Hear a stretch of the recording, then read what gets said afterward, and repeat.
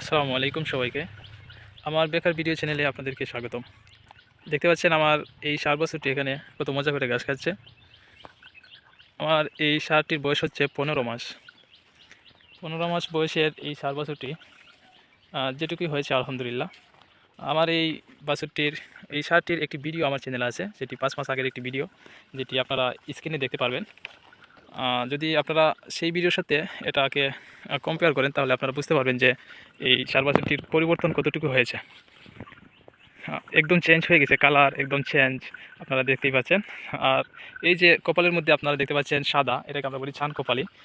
এই ছান কপালিটাই হচ্ছে এটার পরিচয়।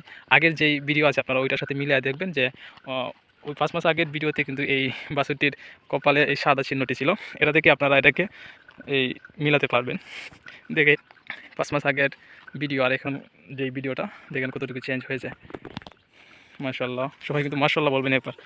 যদিও আমরা বলতে গেলে বিনা খরচেই আমরা এগুলো পালন করি, তেমন দানাদার খাবার দিই না আমরা, খুবই অল্প দিয়ে থাকি।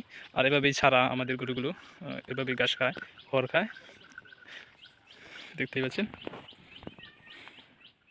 এটি একটি শাহিওয়াল ষাঁড় বাছুর, যদিও এটির পার্সেন্টেজ অতটা ভালো হয়নি, কারণ এই ষাঁড়টির মা হচ্ছে একটি দেশাল গাভী, আর দেশাল গাভী থেকে তেমন পার্সেন্টেজ আসে নাই, তারপরেও যা আসছে আলহামদুলিল্লাহ। দেখেন, আমি কিন্তু এই যে জুম করলে কিন্তু অনেক বড় দেখাবে, আমি কিন্তু একবারে ন্যাচারাল যেটি সেটি আপনাদেরকে দেখাচ্ছি। এই দেখেন, ষাঁড়টি কিন্তু মোটামুটি আলহামদুলিল্লাহ অনেকটা বড়, ভিডিওতে হয়তো অতটা বড় দেখাচ্ছে না।